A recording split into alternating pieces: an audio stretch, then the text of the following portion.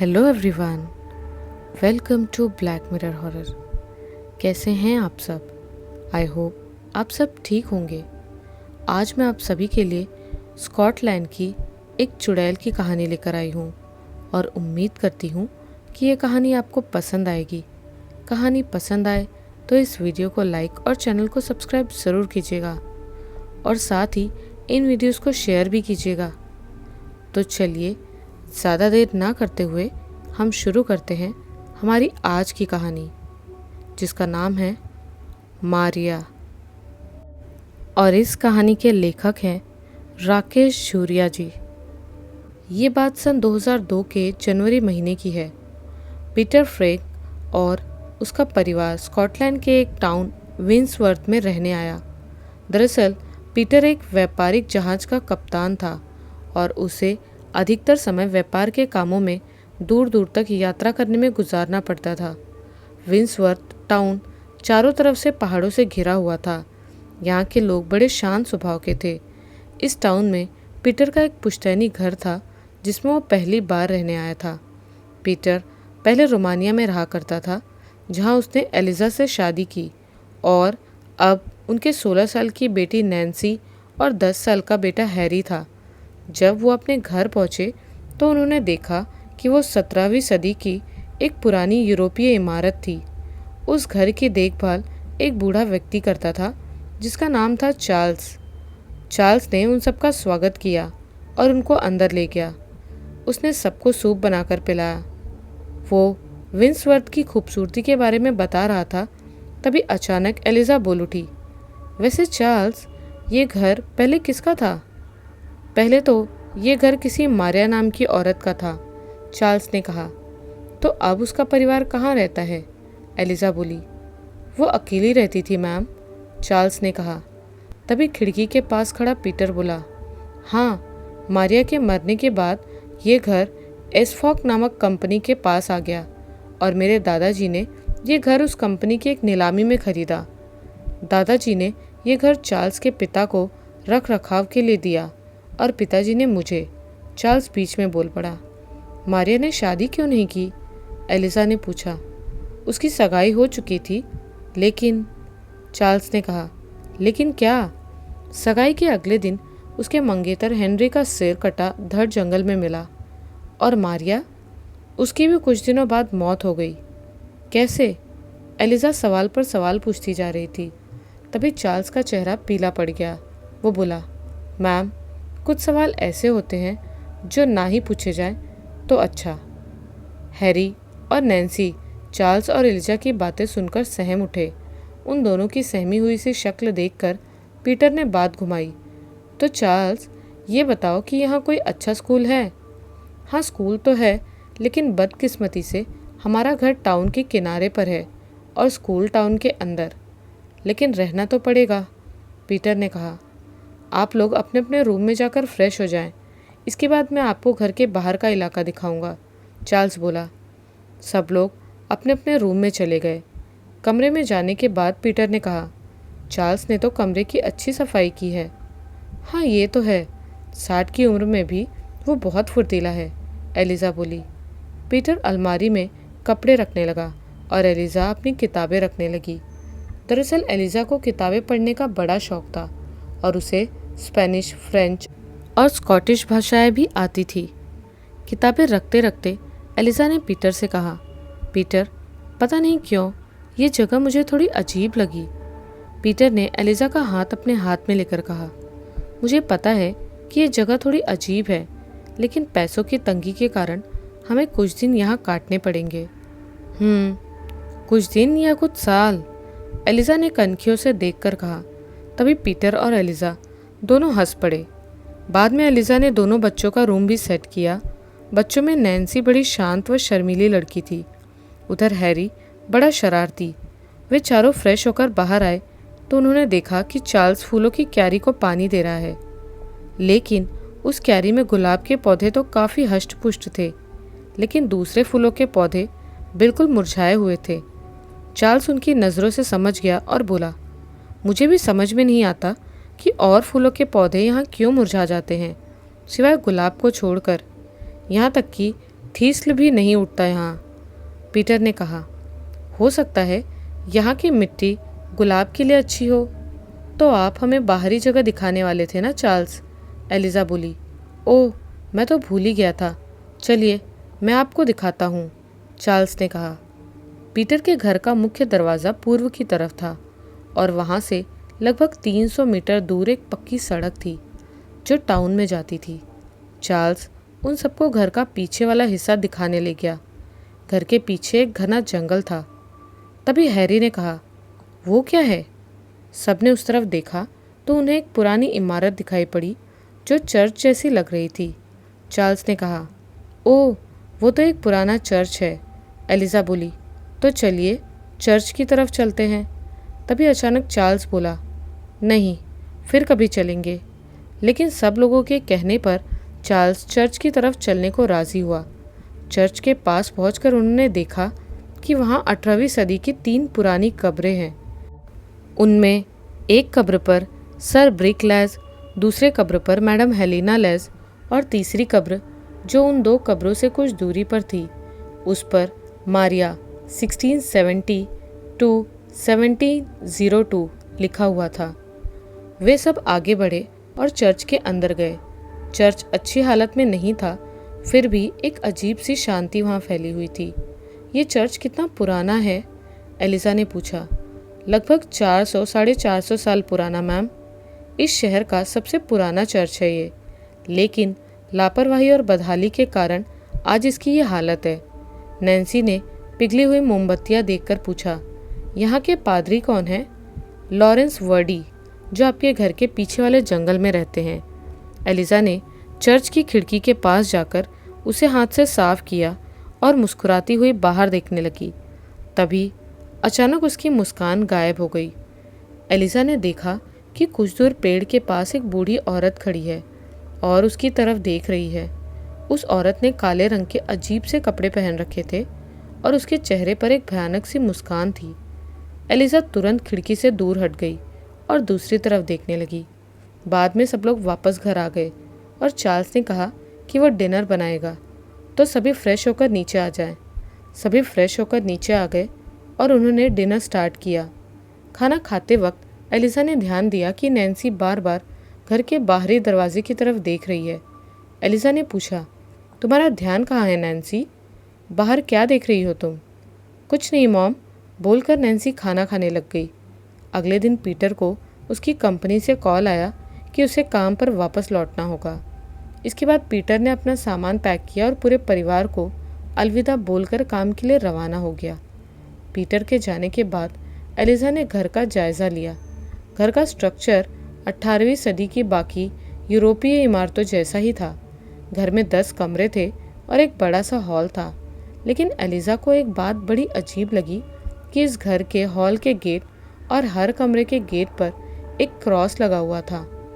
Eliza ने Charles से इसके बारे में पूछा तो चार्ल्स बोला, घर में निगेटिव एनर्जी ना फैले इसके लिए ये क्रॉसेस लगाए गए हैं। लेकिन चार्ल्स के इस तर्क से एलिज़ा संतुष्ट नहीं हुई। एलिज़ा ने उस कमरे का भी जायज़ा लिया जिसमें मारिया रहा करती थी। कमरे में मारिया की एक बड़ी सी पेंटिंग लगी हुई थी। उसने काले रंग की ड्रेस पहन रखी थी। एलिज़ा ने पास जाकर उस पेंटिंग को छुआ।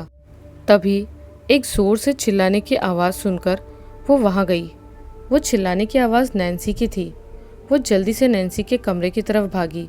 उसने देखा कि नैन्सी अपने बेड पर बैठी रो रही है और हैरी सामने खड़ा हंस रहा है। एलिज़ा समझ गई कि हैरी ने ही कोई शरारत की है। अब तुमने क्या किया हैरी? एलिज़ा बोली। मैंने सिर्फ ये डरावनी गुड़िया चुपके से नैन्सी पर फेंकी थी मॉम, जब वो किताब पढ़ रही थी। हैरी ने मुस्कुराते हुए कहा। अभी के अभी माफ़ी मांगो हैरी, एलिज़ा बोली। हैरी सॉरी बोलकर और वो गुड़िया लेकर वहाँ से चला गया।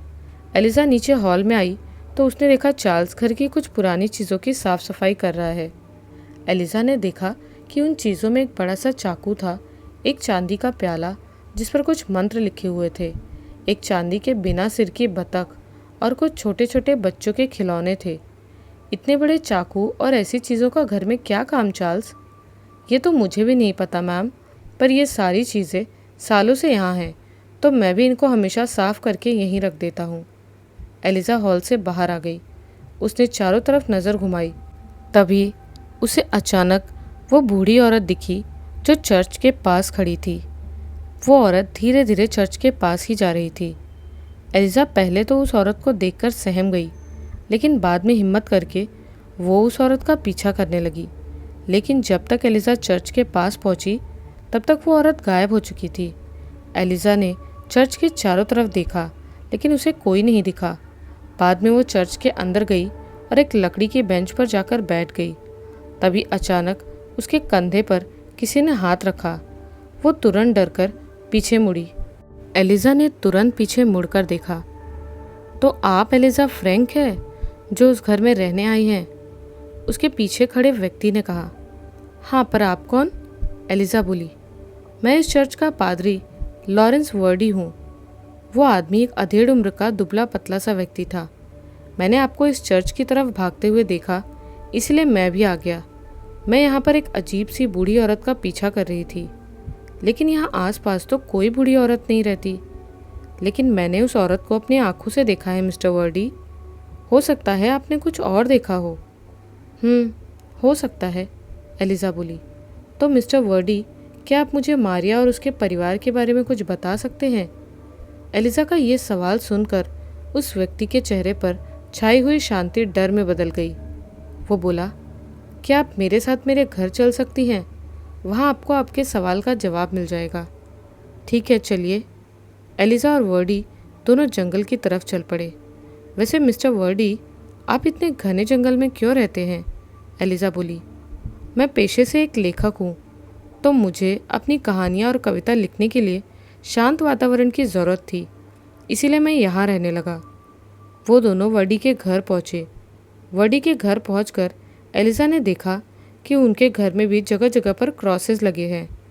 एलिज़ा वहाँ सोफे पर बैठ गई। कुछ देर बाद मिस्टर वर्डी एक पुरानी सी किताब लेकर आए और उसे एलिज़ा को देकर कहा, ये किताब मेरे दादाजी ने मारिया और उसके परिवार के बारे में लिखी थी। ये किताब स्कॉटिश भाषा में लिखी हुई थी और एलिज़ा को स्कॉटिश आती थी। वो उस किताब को लेकर और मिस्टर वर्डी को शुक्रिया बोलकर घर की तरफ चल दी। जंगल में चलते चलते उसने देखा कि उसकी बेटी नैन्सी जंगल में किसी के साथ बातें कर रही है। वो हैरान हो गई और उसने नैन्सी को आवाज़ दी, नैन्सी, क्या वो तुम हो? तभी नैन्सी ने पीछे मुड़कर देखा। एलिज़ा तुरंत उसके पास गई और बोली, तुम इस घने जंगल में क्या कर रही हो और किसके साथ बातें कर रही थी? किसी के साथ नहीं मॉम, मैं तो बस यहाँ घूमने आई थी। चलो घर चलो, एलिज़ा बोली। वो दोनों घर की तरफ चलने लगी। तभी एलिज़ा ने ऐसे ही पीछे मुड़कर देखा तो वो बुरी तरह डर गई। वो बूढ़ी औरत एक पेड़ के पास खड़ी थी और अपनी भयानक मुस्कान के साथ एलिज़ा की तरफ देख रही थी। एलिज़ा ने नैन्सी को जल्दी जल्दी घर की तरफ चलने को कहा। घर जाकर एलिज़ा ने एक शावर लिया और फिर उस किताब को पढ़ने बैठ गई। वो इस किताब को खोलकर पढ़ना शुरू ही करने वाली थी कि चार्ल्स ने सबको लंच के लिए नीचे बुला लिया। एलिज़ा और हैरी लंच के लिए नीचे डाइनिंग टेबल पर आ गए। नैन्सी कहाँ है हैरी? एलिज़ा ने पूछा। वो अपने रूम में नहीं है मॉम, हैरी बोला। मैंने शायद कुछ देर पहले उसे बाहर देखा था, चार्ल्स डाइनिंग टेबल पर खाना रखते हुए बोला। एलिज़ा जल्दी से बाहर गई और उसने देखा कि नैन्सी फूलों की क्यारी के पास खड़ी थी। नैन्सी, क्या कर रही हो तुम यहाँ? हम कब से लंच के लिए तुम्हारा इंतज़ार कर रहे हैं, एलिज़ा ने ऊंची आवाज़ में कहा। नैन्सी ने कोई जवाब नहीं दिया। वो फूलों की क्यारी की तरफ मुंह करके खड़ी थी। एलिज़ा नैन्सी के पास गई। नैन्सी के हाथ में एक गुलाब था। तभी वो अचानक से बोल पड़ी, कितने खूबसूरत होते हैं ना ये गुलाब, कितनी मुलायम पंखुड़ियाँ होती हैं इनकी, कितना सुंदर रंग होता है इनका, कितनी अच्छी खुशबू होती है इनकी, जैसे सूंघते ही रहो हमेशा हमेशा हमेशा। एलिज़ा को नैन्सी का वो बर्ताव बड़ा ही अजीब लगा। उसने गुस्से में नैन्सी की बाँह पकड़कर उसका मुंह अपनी तरफ किया और बोली, नैन्सी, ये क्या पागलों जैसी बातें कर रही हो तुम? नैन्सी जैसे अचानक होश में आई और बोली, क्या हुआ मॉम? लंच के लिए अंदर चलो अभी। एलिज़ा नैन्सी को पकड़कर अंदर ले गई। सभी लोग लंच करने लगे। तभी एलिज़ा ने देखा कि नैन्सी लंच करते हुए बार बार घर की दीवारों और फर्नीचर को देख रही है। क्या देख रही हो नैन्सी? एलिजा बोली। कितना सुंदर है ना ये घर, आज भी बिल्कुल वैसे का वैसा है, बिल्कुल भी नहीं बदला। इतना बोलकर नैन्सी अपने मुंह पर हाथ रखकर अजीब तरीके से हंसने लगी। एलिजा नैन्सी का ये बर्ताव देखकर बहुत हैरान हुई, लेकिन वो कुछ नहीं बोली।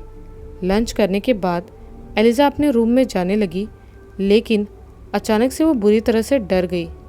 एलिजा ने देखा कि नैन्सी के कमरे के गेट पर लगा हुआ क्रॉस उल्टा हो चुका है। एलिजा डर गई। वो अपने कमरे में गई और अपने बेड पर जाकर बैठ गई। उसे कुछ समझ नहीं आ रहा था कि ये सब क्या हो रहा है। नैन्सी का व्यवहार भी कुछ अजीब हो गया था, और वो बूढ़ी औरत, वो कौन है? इन्हीं सब उलझनों में एलिजा मिस्टर वर्डी की दी हुई वो किताब भी पढ़ना भूल गई। कुछ देर सोचने के बाद एलिजा बोली, शायद इतनी सुनसान जगह में रहने के कारण मेरे दिमाग में ये उल्टे सीधे ख्याल आ रहे हैं। मुझे टाउन की तरफ घूम कर आना चाहिए। घर का कुछ सामान और किताबें भी लानी हैं, और बच्चे भी घर में बोर हो रहे हैं। बाहर टाउन में जाने से बच्चों का दिमाग भी फ्रेश हो जाएगा। ये सब सोचकर वो बेड से उठी और अपनी कार की चाबी ढूंढने लगी। वो कार उसे पीटर ने उसकी शादी की सालगिरह पर गिफ्ट की थी। वो बच्चों के रूम में गई और उनसे टाउन चलने को कहा। दोनों बच्चे तुरंत मान गए। बाहर निकलते वक्त एलिजा को नैन्सी के कमरे के दरवाजे पर लगा वो क्रॉस दिखा। एलिजा ने जल्दी से उस क्रॉस को सीधा कर दिया। क्रॉस के उल्टा होने का मतलब होता है कि उसके आसपास कोई बहुत ही ताकतवर नेगेटिव एनर्जी है, जैसे कि कोई बुरी शक्ति, बुरी आत्मा। एलिजा नीचे हॉल में आकर चार्ल्स को कहने लगी कि वो टाउन जा रही है शॉपिंग के लिए, शाम तक वो वापस आ जाएगी। रास्ते में सड़क पर एलिजा को एक अधेड़ उम्र की औरत दिखी जो उनसे लिफ्ट मांग रही थी। एलिजा ने उस औरत को लिफ्ट दी। वो औरत भी टाउन की तरफ ही जा रही थी, और एलिजा की तरह उसका घर भी टाउन से बाहर था। कुछ देर तक औपचारिक बातें करने के बाद वो औरत बोली, मैंने आपको इस टाउन में पहले कभी नहीं देखा। हाँ, हम कुछ दिन पहले ही इस विंसवर्थ टाउन में रहने आए हैं। एलिजा बोली, आप रहते कहाँ पर हो? वो औरत बोली, यहाँ से थोड़ी दूर एक पुराने चर्च के पास। ओह, उस घर के मालिक कभी इस टाउन के सबसे अमीर इंसान थे, लेकिन क्या उन्हें टाउन से बाहर निकाल दिया गया? लेकिन क्यों? वो औरत इसका जवाब देने ही वाली थी कि उसने कुछ सोचा और बात पलटकर बोली, तो आप टाउन में किस काम से जा रहे हैं? एलिजा ने कहा, हम जब से यहाँ आए हैं तब से उसी सुनसान जगह में रह रहे हैं, तो मैंने सोचा कि आज बच्चों के साथ टाउन घुमाते हैं, जिससे इनका भी मूड फ्रेश हो जाए। ये तो अच्छी बात है, वो औरत बोली। हाँ, और अगर सच कहूँ तो मुझे किताबें पढ़ना बहुत पसंद है, और फ़िलहाल मेरे पास पढ़ने के लिए कोई नई किताब नहीं है, इसीलिए मैंने सोचा कि घूमने के साथ साथ कुछ नई किताबें भी लाई जाए। ओह, तब तो आपको क्रिसेंट लाइब्रेरी में जाना चाहिए। वो विंसवर्थ की सबसे बड़ी और सबसे पुरानी लाइब्रेरी है, वो औरत मुस्कुराकर बोली। उस औरत का नाम फ्रेडा था, और वो बहुत अच्छी अंग्रेज़ी बोलती थी। वो हंसमुख स्वभाव की थी और विंसवर्थ के एक शॉपिंग मॉल में काम किया करती थी। आज उसकी खुद की कार खराब हो जाने से उसने एलिजा से लिफ्ट मांगी थी। कुछ देर बाद वो लोग टाउन पहुंच गए। फ्रेडा एक मॉल के पास उतर गई। उसने एलिजा को लिफ्ट के लिए धन्यवाद दिया। विंसवर्थ यूरोपीय तौर तरीकों वाला प्राचीन शहर था। वो एक विलुप्त हो चुके ज्वालामुखी, जिसे क्रैक कहा जाता है, के आसपास बना हुआ था। उस शहर की सुंदरता देखते बनती थी। शहर के पास स्थित क्रैक पर 14वीं सदी का एक महल था। शहर की इमारतें 18वीं सदी तथा 19वीं सदी की प्राचीन यूरोपीय इमारतें थीं। सकरी गलियाँ, पक्की सड़कें तथा आसपास का प्राकृतिक दृश्य टाउन की सुंदरता में चार चांद लगा रहा था। एलिजा और बच्चों का तो जैसे मन ही नहीं भर रहा था। शहर की शंक्वाकार गुंबदों वाली इमारतें रह रहकर शहर को 19वीं सदी के परिवेश में खींच कर ले जाती थी। एलिजा ने बच्चों के साथ विंसवर्थ के एक पुराने रेस्टोरेंट में खाना खाया। उन्होंने वहाँ पर परंपरागत स्कॉटिश व्यंजन, स्कॉटिश पाई और हैगीज का आनंद लिया। कुछ देर टाउन में घूमने के बाद वो लोग लाइब्रेरी गए। एलिजा और नैन्सी को किताबों से बहुत लगाव था, परंतु हैरी को सिर्फ शरारत आती थी। एलिजा लाइब्रेरी की लाइब्रेरियन एमिली से मिली। कुछ देर की बातचीत के बाद उन दोनों में दोस्ती हो गई। एलिज़ा लाइब्रेरी में चक्कर लगाने लगी और अलग अलग किताब तख्तों में अपनी रुचि के अनुसार किताब ढूंढने लगी। अचानक उसे लगा कि कोई उसके पीछे खड़ा है। उसने तुरंत पीछे मुड़कर देखा, लेकिन वहाँ कोई नहीं था। एलिज़ा आगे बढ़ गई। कुछ दूर जाने के बाद एलिज़ा को एक किताब दिखी जिस पर Curse of the Black Lady लिखा था। एलिज़ा ने जैसे ही किताब तख्ते से उस किताब को निकाला, उसे तख्ते की दूसरी ओर काले कपड़े पहने हुए भयानक शक्ल की एक औरत दिखी। एलिज़ा की सांस जैसे गले में ही अटक गई। वो ज़ोर से चीखने ही वाली थी कि लेकिन तभी उसने अपने हाथ से मुंह को कसकर दबा लिया और तेज़ी से भागकर हड़बड़ाती हुई वो एमिली के पास आई और उसकी मेज पर उस किताब को ज़ोर से पटका, जिससे वो चौंक गई। उसके चेहरे पर भय और विस्मय का अजीब मिश्रित भाव था। एलिज़ा ने एमिली से पूछा, बच्चे कहाँ हैं? एमिली ने कहा, वो दोनों बाहर कार में तुम्हारा इंतज़ार कर रहे हैं। मेज पर रखी उस किताब का शीर्षक देखकर एमिली ने कहा, क्या बात है, माँ और बेटी दोनों की पसंद एक जैसी है? क्या मतलब? एलिज़ा ने हैरान होते हुए पूछा। अभी कुछ देर पहले नैन्सी भी Curse of the Demons and Devils नाम की किताब लेकर गई है, एमिली ने कहा। एलिज़ा हैरान हो गई। उसे पता था कि नैन्सी सिर्फ रोमांटिक शैली की किताबें ही पढ़ती है, उसे इनके अलावा और कुछ अच्छा नहीं लगता। तो फिर ऐसी किताब कैसे? यही सब सोचते सोचते एमिली को शुक्रिया बोलकर और वो किताब लेकर एलिज़ा बाहर आ गई। उसने देखा कि बच्चे कार में बैठे हैं। एलिज़ा कार में बैठ गई और वो लोग घर की तरफ निकल पड़े। रास्ते में एलिज़ा ने नैन्सी से पूछा, नैन्सी, तुम रोमांटिक किताबें छोड़कर भूत प्रेतों वाली किताबें कब से पढ़ने लगी? लेकिन नैन्सी ने कोई जवाब नहीं दिया। वो लगातार सामने की तरफ एकटक देखे ही जा रही थी। एलिज़ा को नैन्सी का वो बर्ताव बड़ा ही अजीब लगा। घर जाकर सब लोगों ने हाथ मुंह धोया और अपने अपने कमरों में चले गए। अपने कमरे में आकर एलिज़ा ने उस किताब को मेज़ पर रख दिया और खिड़की खोलकर उसे पढ़ने के लिए बैठ गई। Curse of the Black Lady किताब में उसे एक अजीब घटना के बारे में पता चला। एलिज़ा ने उस किताब को खोला और पढ़ना शुरू किया। उस किताब का सारांश कुछ इस प्रकार का था। बात सन 1703 के अगस्त महीने की है। टाउन में एक किसान नीरो और उसकी बेटी ओलिविया रहा करते थे। ओलिविया की माँ की कुछ साल पहले बीमारी के कारण मौत हो गई थी, इसलिए वो दोनों अकेले ही रहा करते थे। नीरो का घर टाउन के पास वाले जंगल में था। नीरो पेशे से एक किसान था और वो वहाँ फार्मिंग किया करता था। इसके साथ साथ वो मछलियाँ भी पकड़ा करता था। जब उसकी फसलें जैसे जई, आलू या जौ तैयार हो जाती तो वो उनको बेचने के लिए एक बड़े शहर गैनटाउन जाता।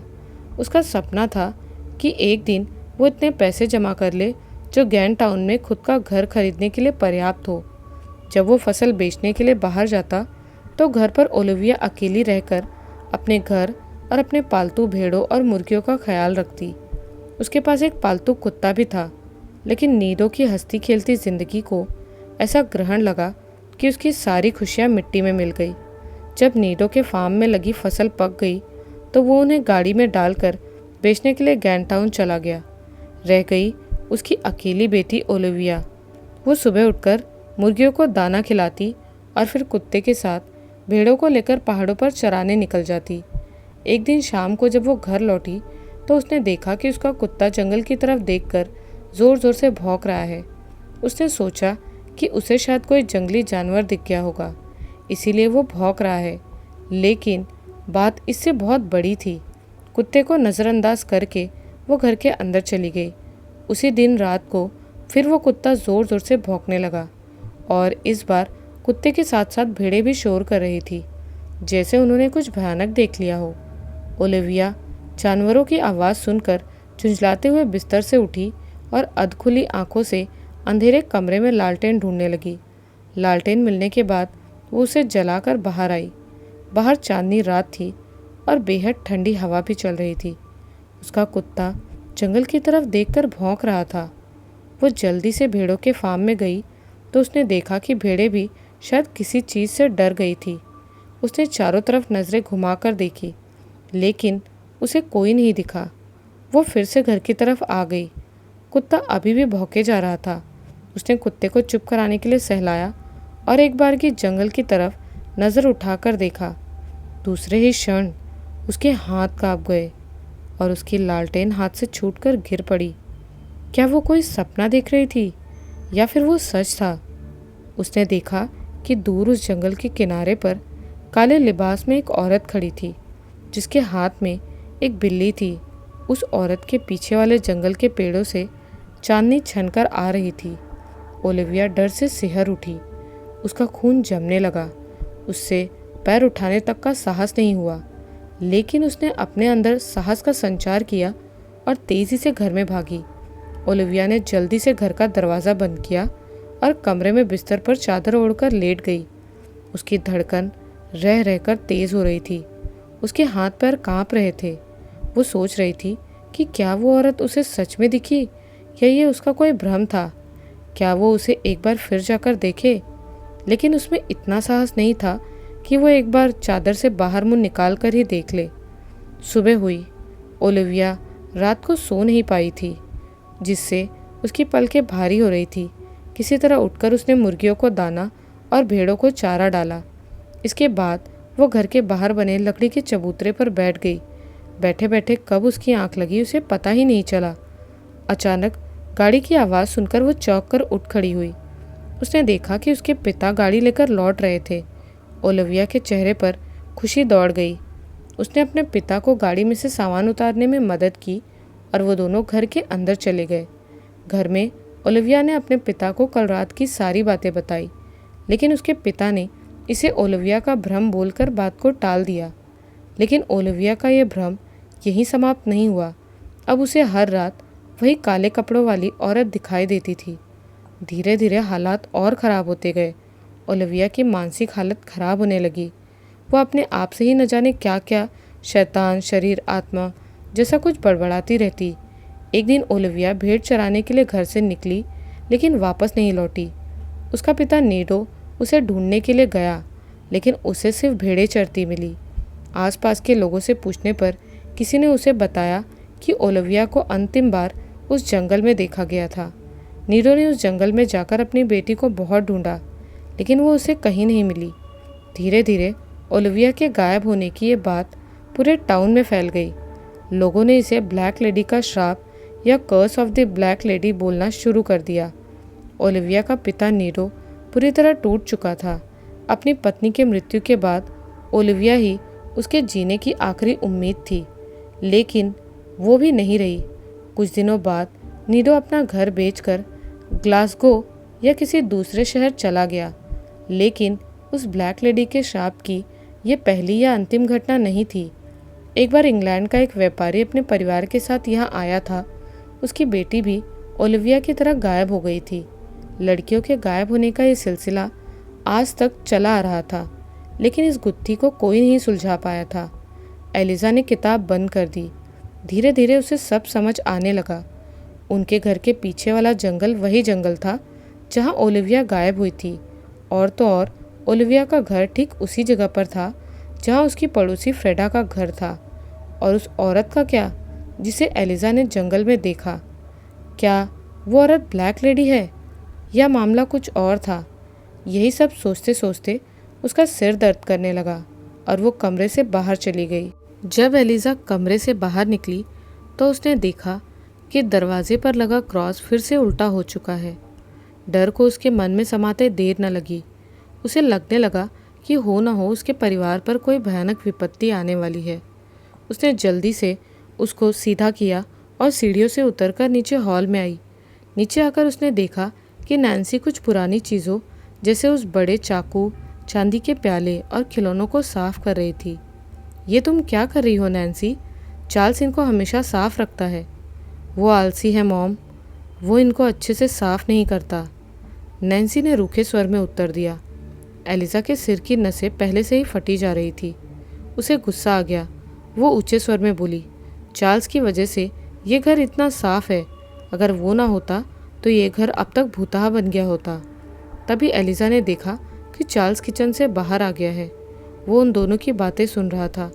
एलिजा ने चार्ल्स के पास जाकर कहा, उसकी तरफ से मैं माफ़ी मांगती हूँ चार्ल्स। पता नहीं वो ऐसा क्यों कर रही है। कोई बात नहीं मैम, मैं समझ सकता हूँ। मेरा सर बहुत दर्द कर रहा है, क्या तुम मेरे लिए एक कप कॉफ़ी बना दोगे? जी मैम, अभी लाता हूँ। तुम्हारा शुक्रिया चार्ल्स। चार्ल्स कॉफ़ी बना गया। एलिज़ा ने सोचा कि तब तक बाहर कुछ देर ताज़ी हवा में घूमा जाए। वो घर के बाहर आ गई। थोड़ी देर घूमने के बाद वो वापस घर की तरफ आने लगी। आते समय उसके कानों में किसी दूसरे के कदमों की आहट सुनाई दी। उसने चारों तरफ देखा, लेकिन उसे कोई नहीं दिखा। वो कुछ दूर चली, लेकिन उसे फिर लगा कि उसके पीछे कोई है।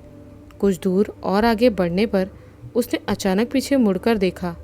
पीछे देखते एलिज़ा के दिल ने मानो अपनी जगह छोड़ दी। उससे लगभग 1 मीटर की दूरी पर ही एक लड़की खड़ी थी।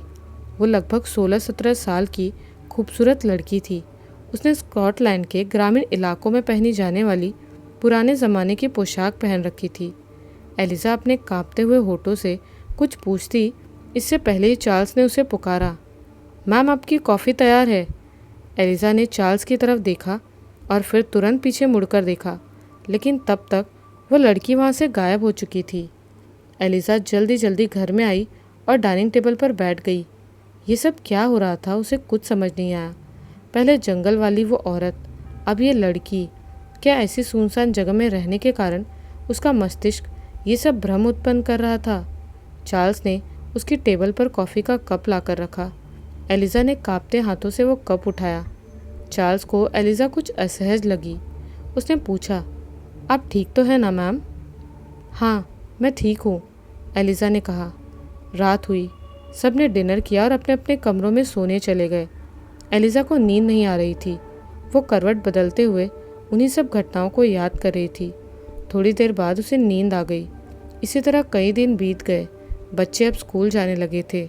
बच्चों को स्कूल भेजकर एलिज़ा किताबें पढ़ती या घर के कामों में चार्ल्स का हाथ बटाती। एलिज़ा और फ्रेडा भी अच्छी दोस्त बन गई थी। फ्रेडा का घर उनके घर से थोड़ी दूरी पर था। वो अक्सर उसके घर आया जाया करती थी। कभी कभी एलिज़ा टाउन जाकर क्रिसेंट लाइब्रेरी से किताबें लाती। उसकी वहाँ एमिली से भी अच्छी दोस्ती हो गई थी। धीरे धीरे एलिज़ा पुरानी घटनाएं भूलने लगी, लेकिन उसे क्या पता था कि ये तूफान के आने के पहले की शांति थी। एक दिन एलिज़ा को चार्ल्स से जंगल के बीच में एक तालाब होने की बात पता चली। एलिज़ा को मछलियाँ पकड़ने का बहुत शौक था, इसीलिए एक दिन सुबह सुबह वो मछलियाँ पकड़ने के लिए एक टोकरी और मछली पकड़ने का कांटा लेकर तालाब की तरफ निकल पड़ी। कुछ दूर जाने पर जंगल में एलिज़ा के पैर से कोई चीज़ टकराई। उसने उठाकर देखा तो वो किसी चिड़िया की मूर्ति का सिर लग रहा था।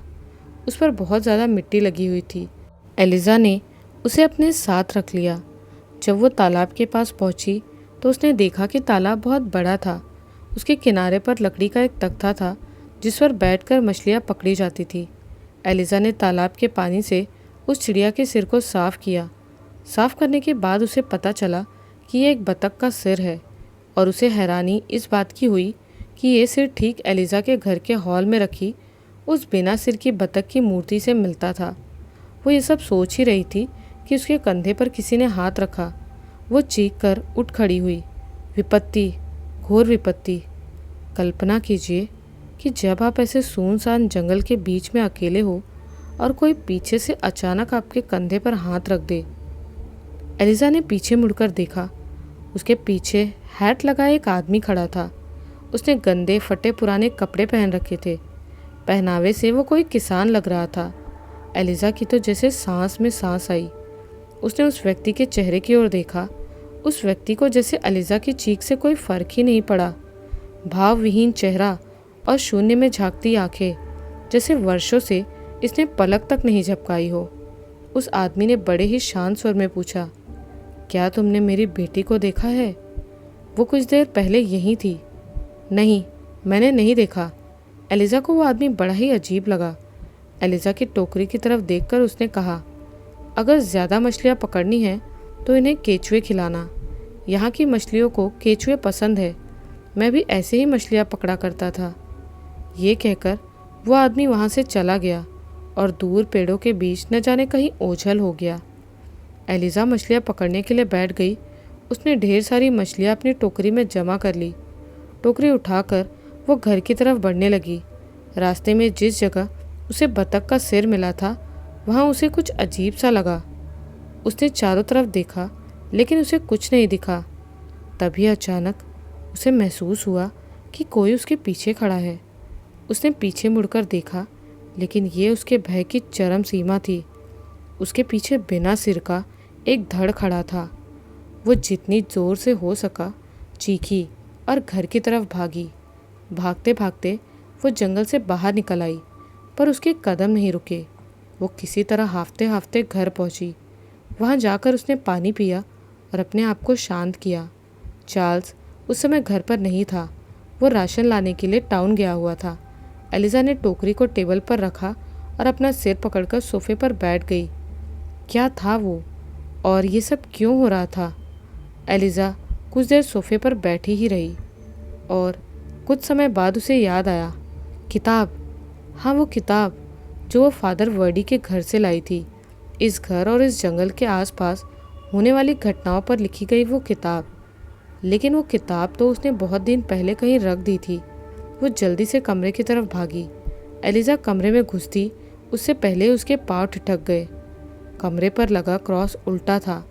उसे पूरा यकीन हो गया कि यहाँ ऐसी कुछ पारलौकिक शक्ति ज़रूर है जिसे यहाँ नहीं होना चाहिए था। तो दोस्तों, क्या लगता है आपको ऐसी कौन सी शक्ति थी जो एलिज़ा के साथ ये सब घटनाएं हो रही थी? और क्या ये सब घटनाएं सच थी या एलिज़ा का वहम था? क्या वाकई उस घर और उस जंगल में कुछ ऐसा था जो काफ़ी खतरनाक और डरावना था? ये सब जानेंगे हम इस कहानी के अगले भाग में। यहाँ तक आपको कहानी कैसी लगी हमें कमेंट्स में ज़रूर बताइएगा। मिलती हूँ इस कहानी के अगले भाग के साथ बहुत जल्द। तब तक के लिए बाय एंड टेक केयर।